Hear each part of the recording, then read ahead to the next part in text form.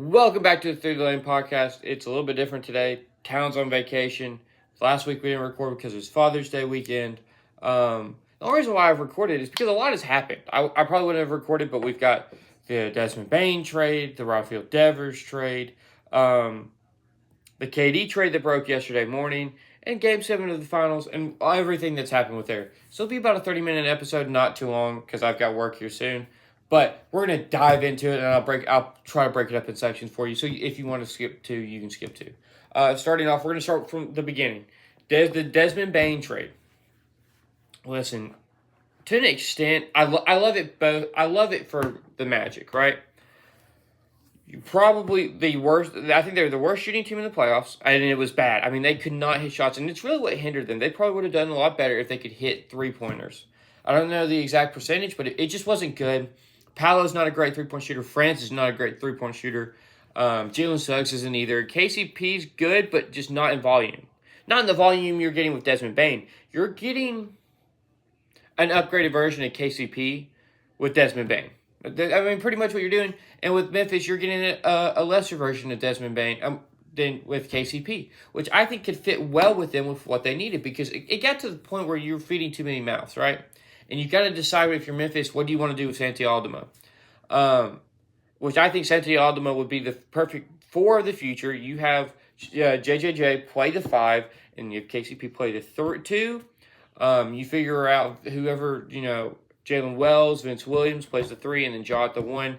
That's a solid team. I'm also for blowing this Memphis team up. But again, there's too much tied into it. We're probably going to see another year or two. The interesting thing is, and I don't know how, and we're going to talk about this with the KD trade, they were able to pull 5 first off. 4 unprotected. Because Desmond Bane has never been an all-star. I don't think he's ever been an all-star.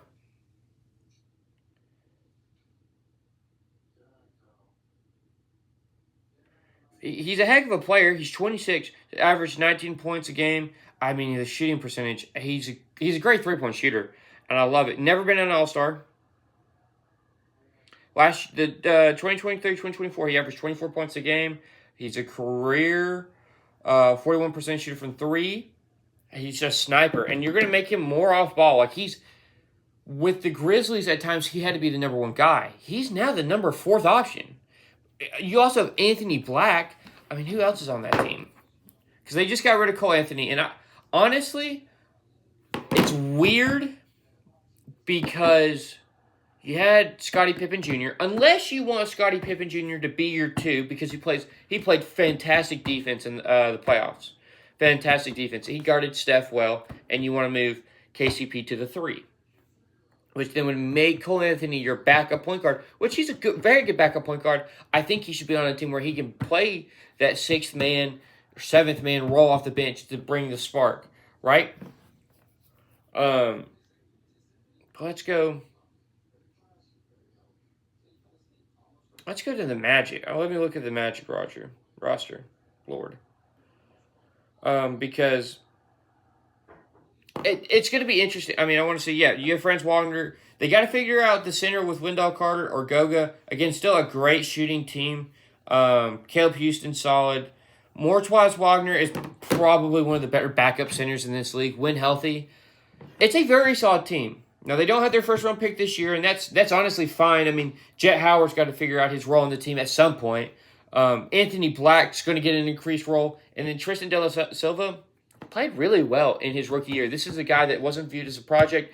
He's more of an NBA-ready guy, lower ceiling, higher floor, and has done his job. And then you also have probably a guy you could probably move off of for something, Jonathan Isaac, and you get some moves.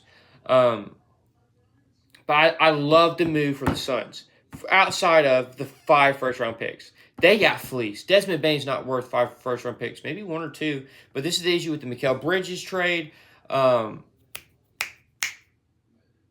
something else. Luka got 1 first-round pick. I don't know. I've been seeing it all over the place because it's big. But Mikal Bridges got like 5 or 6, which was just way too much. And for Memphis, unless you were going after KD, why do you need that many picks? Or are you rebuilding? But they're keep knocking the notion down. No, we're not rebuilding. We're not rebuilding. We're not rebuilding. Listen, in my opinion, they're close. And I called it. Changes have got to happen. They traded Desmond Bane. And it kind of was like Desmond Bane kind of wanted out, right? Like he's talking about how much Orlando is so much better than Memphis. And I think that there was no leadership. And that locker room was probably getting toxic. Because Ja Morant, I don't believe a Ja Morant-led team can go where he reminds me of Gilbert Arenas. Yeah, he reminds me a lot of Gilbert Arenas, but I don't think his head's screwed on his head. Gilbert Arenas was just kind of just chaotic. Ja Morant's just immature, and with the whole grenade thing, like it's like he hasn't learned his lesson. And to me, it's just I don't know where Memphis goes. I mean, Memphis has to be a top 3 seed, or they're not making it. And the issue is now. Listen, you've got the Thunder. Thunder as your top team. They're going to have a dynasty. You've got another dynasty building with the Spurs, right? Because now they've got the second pick. So they go Ace Bailey. He's done all he's done. We'll talk about the draft in the next episode with Talon back. He's done all he's done where he's not taking visits. And you know what? That is kind of stupid. But at the same time, I'm still high on him. Or they go VJ Edgecombe, who I think is a lot closer to that to Dylan Harper and Ace Bailey than a lot of people would like to believe. And you've got your 2 of the future, or 3 of the future, and Devin Vassell's your 2. That's a loaded squad. Like, then you figure out who you want to be your 4. Jeremy Sohan, or is it Harrison Barnes, Champagnie, or, you go down the list. Keldon Johnson, I think Keldon Johnson could probably still start. You also still have Devin Vassell. So do you go trade back and get an Asa Newell, Amaliak to put at the 5, and you move Victor to the 4, which would be insane. You have 2 7-footers. Like the Spurs have so much at their disposal to move forward. And it's a super young team, right? Especially if they can re-sign De'Aaron Fox. So you look at that. So you've got the Thunder, you've got the Spurs. Now with the Rockets trading for KD, and we'll talk about that in a minute. That team's going to be around for at least 2 to 3 more years. Okay? Then the Mavericks are going to get Cooper Flagg. The Lakers have Luka. The Warriors still have Steph and Jimmy Butler, right? And they're going to be healthy. And, they're going to sign and trade Jonathan Kuminga. So they're going to get a haul. Like, the big moves are coming. So you look at that, it's a loaded. I mean, I take all those teams above Memphis. You still have the Nuggets, who have Jokic, and I think are a piece or 2 away from being a contender, mainly on their bench. You have the Clippers, who are very solid. So Memphis is in a bit of a spot here, unless they take those 5 first and start to dangle them in a way to bring in better players. They need if they view at the 3 as a big need. They need to go after and address that need. Like they don't have, they used to be a deep team, and the thing about when they started to suck was you go to the trade deadline, you just start wanting to sell off players for just seconds or maybe a late first. And so the issue is you killed your depth, and it kind of showed this year. And now Zach Edey's going to miss the start of the year, so again, putting JJ at the 5 might be the move. And honestly, having Zach Edey as your backup center is not bad. But really didn't need to talk about Memphis that much. I love the deal for Orlando outside of everything they've given up. Like, they've given up the future. Orlando's got to win a title the next 3 years to justify this, or make it at least to the Eastern Conference Finals, right? Because it's a small market team. Pacers are different because I think Halliburton and I think Rick Carlisle does not get enough of the love that he deserves for what he's done. Without Rick Carlisle, I don't think Tyrese Halliburton's the player he is today. I don't think the Pacers are the team they are today. I don't think you see Nembhard empowered to be that player that he is today. The brother was a second-round pick, early second, so he's technically a first, but he's a great secondary ball handler, great defender, and a really good shooter. I don't think you see Aaron Nesmith be empowered to be the shooter he was, and we'll talk about him this series. I don't think you see Obi Toppin be the player off the bench that he is. And I think this is what everyone wanted to see from Obi Toppin. And the Knicks kind of made him just a dunker. Like, I did not know he was that lethal at hitting threes until the finals. Like, I didn't know that Obi Toppin was him. But I don't think Rick Carlisle has gotten the love that he's deserved. And we'll talk about that in a minute. We're gonna move to the Devers things because we're gonna be on this for a while. We're already 10 minutes in. Everyone's hating on the Red Sox for what the Devers move was, right? You trade Rafael Devers for Jordan Hicks, Kyle Harrison, James Tibbs, and Jose Bello. And everyone's like, who the hell is Jose Bello? He's a 19-year-old kid and single A who is striking out 41% of the batters. Okay? About half in about 18 innings. So it's a small sample size, but he's 19. It's a lot there. Like, if he can kind of keep on that trajectory, you're looking at a frontline starter that you just hit a home run on. Like, it's the potential, it's the chances. You see teams do it all the time. So the Red Sox had to take that. James Tibbs, a first-round pick, probably the first baseman of the future, because they're probably going to end up moving off of Tristan Casas. So now you've got your first baseman of the future. They're doing this looking at this years ahead. Kyle Harrison, right? He struggled up and down. He's probably a fourth, fifth starter in the Major League rotation. At one time was viewed as a potential ace, but his stuff has not played up as well in the majors as the Giants would have hoped.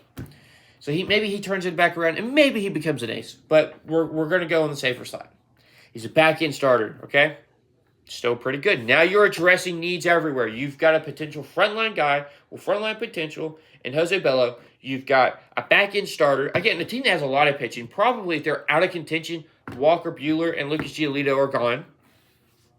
And then you get a middle reliever, a kind of guy that can help cover innings. Because Greg Weiser, like, we don't know, like, he has a crazy slider or sweeper, but, like, he doesn't have the fastball.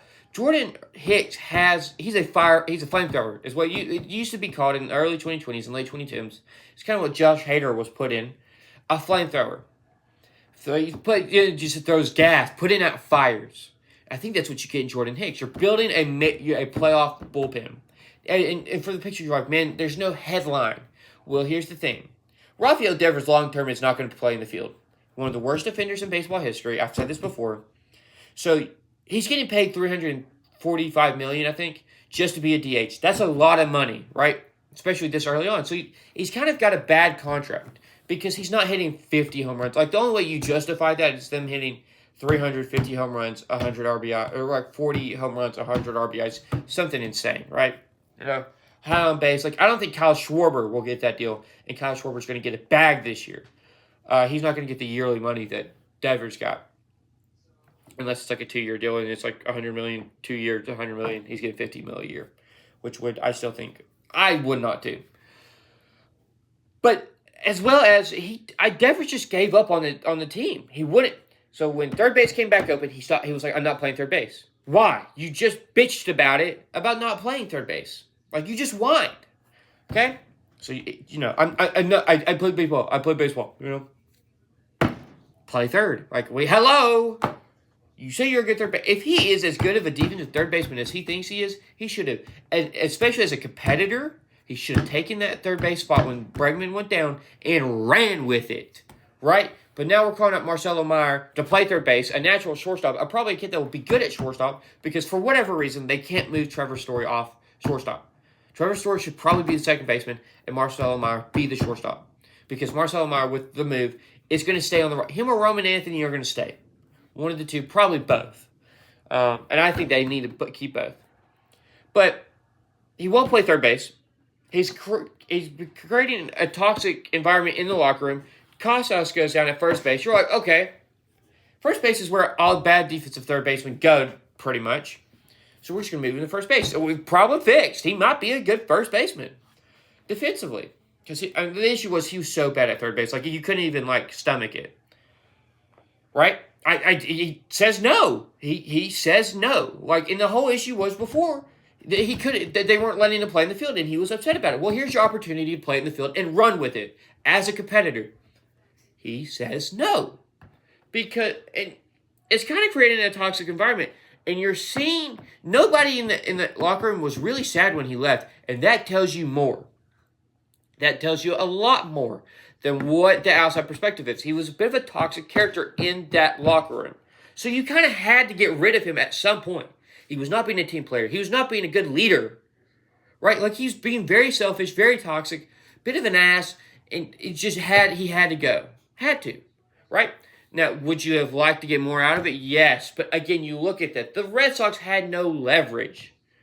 So for what they got a lot for, and I love it. I don't understand it for the extent of the Giants because you have Matt Chapman as your third baseman, Platinum Glover, with best defender in baseball. You have probably the best first base prospect in a fat minute in Bryce Eldridge, who is like 20, probably will debut at the end of this year, early next year. Massive power. Listen, in matter of first baseman, there's a name that people are going to have to understand. Like, we don't get, in baseball, you don't get a lot of pure first basemen that come up through the minors as first basemen. Usually third basemen that move over or outfielders that move over, right? No. This kid is a pure first baseman, drafted out of high school. He's going to be a 30 home run threat with a 300 batting average. This kid's going to be a problem. He's going to have a good career if everything stays afloat. So learn that name, Bryce Eldridge. He's probably top 10 prospect in baseball right now, in my opinion, because he's just made it up to AAA at 20 years old, which is just insane. So I don't understand it. I guess I understand you need more thump, and in the short term, you can put Wilmer Flores at first base, so you keep both bats in, and Devers is kind of learning how to play first base. So and the Giants just needed more thump in the lineup. But I don't understand. They really had to move off Jordan Hicks' contract because that was kind of bad. Kyle Harrison kind of just fell out of the rotation plans. And Kyle Harrison could end up being just a good bullpen arm from the left side, throwing gas. Like 97-mile-an-hour lefty. Hello, there's not many of those. So like everyone's like Listen, if the Red Sox ended up winning a world championship, a title, and one or two of those guys play a pivotal role, we will not look back at this trade and be like, oh my Lord, that was a bad trade. We're going to look and be like, you know what? Great find. So you've got to look at it that way, right? This coming from a Braves fan. Small pickups where you're like, what are we doing? And we're not even going to talk about the Braves. I need talent here for that, okay? I like it. I love it for the Red Sox. Kind of don't understand it for the Giants, but do at the same time. And they optioned Kyle Harrison down. The Red Sox did. And it's going to allow them to keep Roman Anthony, who's the number one prospect in baseball. Great, got a lot of potential. Probably for him to permanently DH and like rotate between DH and right field. It's allowed you to keep Marcelo Meyer. And the whole issue was we needed both those guys in. Like both of those guys were MLB ready. Marcelo Meyer's hitting for power. He's not. His bat to ball skills are not there yet, but they're working there, right? But he's hitting dingers. I mean, his slugging's big. 700 OPS, a little over 700 OPS, which is what you want to see right now, right? The first exposure to baseball or to the majors, most kids don't have a James Wood experience, right? Like Dylan Cruz is struggling, but he's keeping afloat. Roman Anthony's drawing walks, but he's not hitting the ball. He's seen the ball well. He's just got to make contact. Again, first 10 games he's played. So, we're waiting, right? I think Marcelo Meyer's crouching 20, 25 right at this point. He might even be up to 30. He's been up for a fat minute. But you're able to keep both those guys in it, right?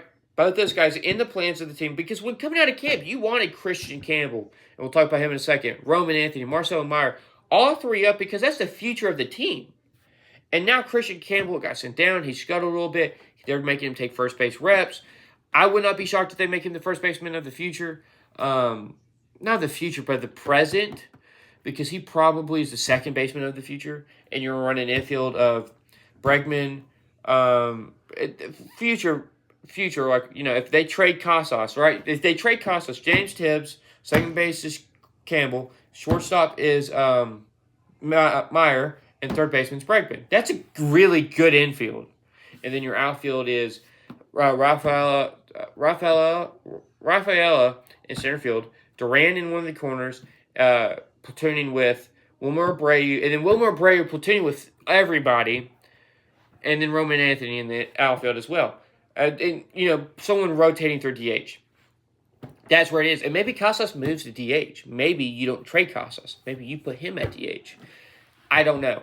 But that's what that team is starting to look like, right? And so I like the move.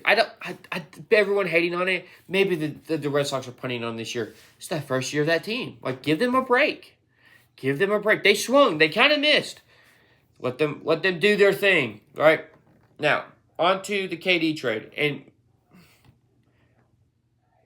I kind of understand it for the Rockets. I definitely understand why you traded KD as the Suns. You had to move off. I don't understand why you sold so low on KD. For the Rockets, Alperen Şengün, you're like, yeah, he needed somebody. And I think they were kind of like, let Jalen Green run with it. But now, I mean, it's kind of scary because, like, you've got your number one scorer. Like, they needed a number one scorer. Alperen Şengün's a number two scorer. He was not your main offensive weapon. You can run your offense through him, kind of like Jokic, but he doesn't have the offensive arsenal that Jokic has. So you bring in KD, and now this is going to let Amen Thompson kind of do what he can do defensively and not have to really worry about being the offensive juggernaut that he had to be at times, where he was taking 20 shots a game because no one else could get going, and he's the most athletic guy on the court. Now he can kind of be the third option, right? I honestly think you put KD at the 3, Tari Eason at the 4, Alperen Şengün at the 5, at the 2, Cam Whitmore, Reed Shepherd. I mean, that opens up the 2 because also they traded Jalen Green. And, we'll talk about it in a second. So you've opened up shooting guard now. And Cam Whitmore or Reed Shepherd, both guys who immense talent, but you didn't know where to put them, you've now figured out where to put them. Like now, one of the two, they're going to play a lot of minutes. Someone's going to be the starting shooting guard and someone's going to be the backup. Honestly, Cam Whitmore as my 6th man, kind of bench guy, love it. Reed Shepherd, they just play catch and shoot with Alperen Şengün dominant running in the post, able to kick it out. Amen Thompson driving downhill to kick it out. Love it. KD, being KD, just a shooter. I think Fred VanVleet moves to the bench. And I think you just run Amen Thompson as your starting point guard. Because then you've got your most talent. Because then at that point, because if you put Fred VanVleet as your starting shooting guard, now you're losing minutes for young guys that definitely have to play, that need to play, that are able to play, and Cam Whitmore and Reed Shepherd. Guys, Cam Whitmore, I think he's a lot better than people that he's playing times. Listen, when that guy gets consistent playing time, he may be an all-star. I'm a Cam Whitmore lover. He's a dog defensively, great shooter. He's just a lot of grit to him, what you love to see, right? And Reed Shepherd's got that touch from 3. I mean, have him sit at the corner and just knock him down. And, I mean, that's all you need. You've got defense with Tari Eason and Amen Thompson. Amen Thompson might be a DPOY in the future. KD is no scrub defensively. I think we forget about when he was at the Warriors. He was a pretty damn good defender for the Warriors, averaging like 2 blocks a game. And Alperen Şengün's no scrub. Fred VanVleet off the bench is no scrub. And let's look at this roster. Let's look at the Rockets roster.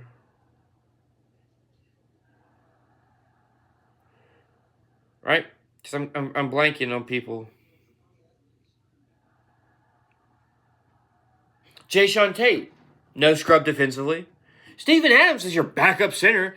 Brother's a great center. So, this is a deep team, right? Dillon Brooks. Wait, I don't think they gave up Jabari Smith. Whoops, that is my bad.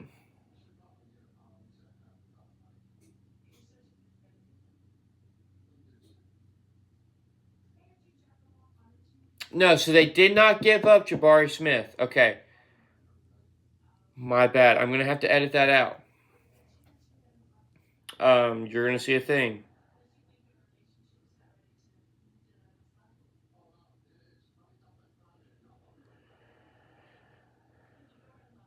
Jabari Smith did not get traded.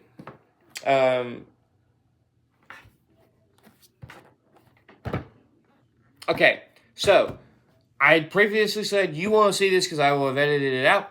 Jabari Smith got traded, and I went on a whole rant. No, Dillon Brooks got traded, and I love that. I love that the same because Dillon Brooks had to go. Dillon Brooks in the playoffs was a hole offensively, could not make shots when you needed him to. He's not that guy. Dillon Brooks is not that guy. No matter how much in his personality he wants to be the guy, he's just not him. He's just not him, and that's okay. That's okay. But it was a problem. So now, Jabari Smith could be your starting 4. You don't have your 3, so you put KD there. Your 2, because Jalen Green is gone, is, like I said, Cam Whitmore, Reed Shepherd, and your one's Amen Thompson, VanVleet. And then, you've got a very solid backup 5. But the Jalen Green thing, I don't like that the Suns got him. Again, I very similar to Bradley Beal. Does not play good defense. Volume shooter. So, some nights it's great and he's efficient. Some nights it's terrible. Like, he's taking 25 shots and he's made 7. And you're just like, I think he's a younger Bradley Beal. Probably just not good as defensively. I don't know much about young Bradley Beal. He just gives me Bradley Beal vibes. Just very inconsistent. Takes a lot of shots. Kind of bit of a hole offensively. And now you've given Devin Booker that. Unless you plan on trading Jalen Green again. And at that point, I don't know where he goes. Maybe the Nets. Maybe you call up the Warriors and say, hey, give us Jonathan Kuminga. We'll make him a starting 4. You take Jalen Green. You make him your 6th man. Something like that.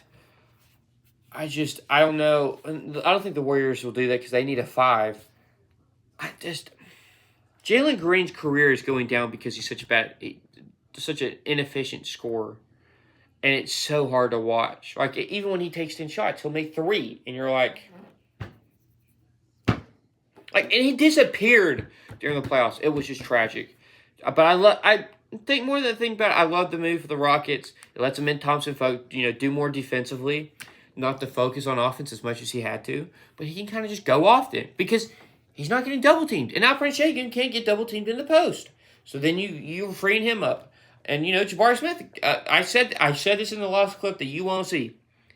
It's a great 3-and-D guy. I mean, that's about all he can do, but he's good at it.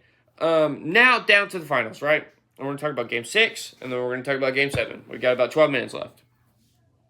Right? Game 6 was huge. I think the Thunder came out lethargic.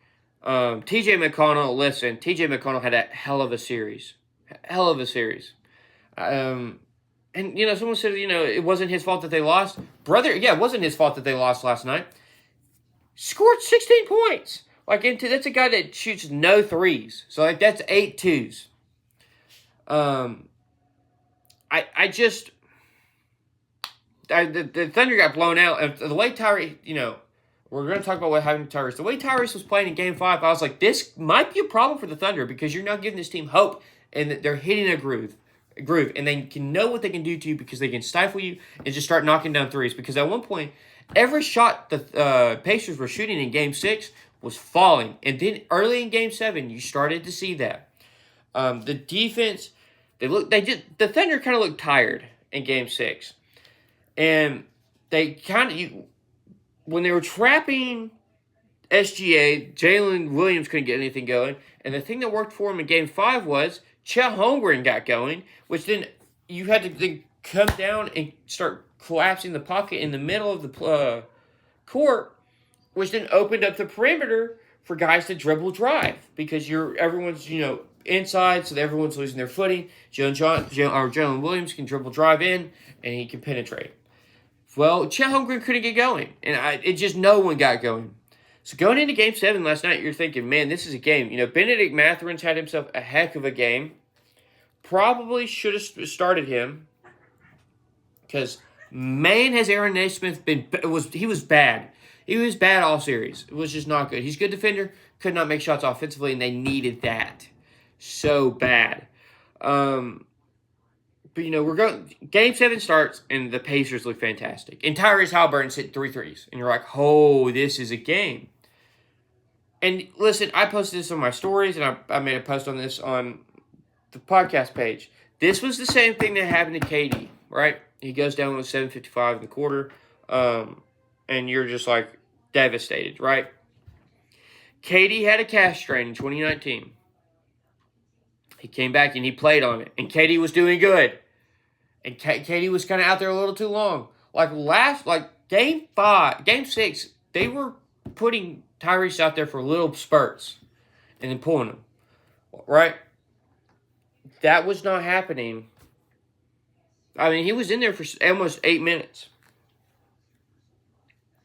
And it was just not happening. they weren't going to pull him because he was hot, right? And rightfully so. Don't pull the hot hand. But the issue with the calf strain is it's attached to the Achilles. It's pretty much, the strain is pretty much like the tendon kind of like tearing, right? Like it's slowly tearing so that you're stretching that tendon. And you saw with KD, Damian Lillard had a calf strain, came back a little early, pops his Achilles. And he's playing on it. And I think we're all kind of waiting for that, like the shoe to drop. Kendrick Perkins said, don't play, because he saw it with KD. And with this late in the year, you won't play next year. But I understand where Tyrese was coming from. It's the NBA Finals. You've got to play. You don't know if the Pacers will ever make it, right? You know, with Reggie Miller, they barely made it to the Finals, ever. So he plays, and he has a great Game 6. And you're like, okay, 2 more days off, he'll be better, right? You're starting to forget that this is actually a multi-week injury. And then he plants, and you see the calf fluctuate, and him hit the ground. And it sucked the life out of that room, out of the stadium. It was a shame to watch. I do want to say this because I've seen this on social media. There's no asterisk by this team. They were the number 1 seed. So people got hurt on the way for them to make it. They were the number 1 seed. They did not get the number 1 seed by injuries, right? The Pacers had the lead at halftime. They played a quarter and a half without Tyrese Haliburton, and they still had the lead. The Pacers went through a hurt. The Celtics got hurt. The Bucks got hurt while playing them. They dealt with a worn-down Knicks team. So what's the difference? What's the difference with the Thunder, right? They beat a healthy Nuggets team. So that this thing is, it's an asterisk because Tyrese got hurt. Tyrese was healthy for 6 games. We'll say 5, right? The series still went to 7. So that's not an asterisk. It would have been different if he got hurt in Game 1 and they got swept.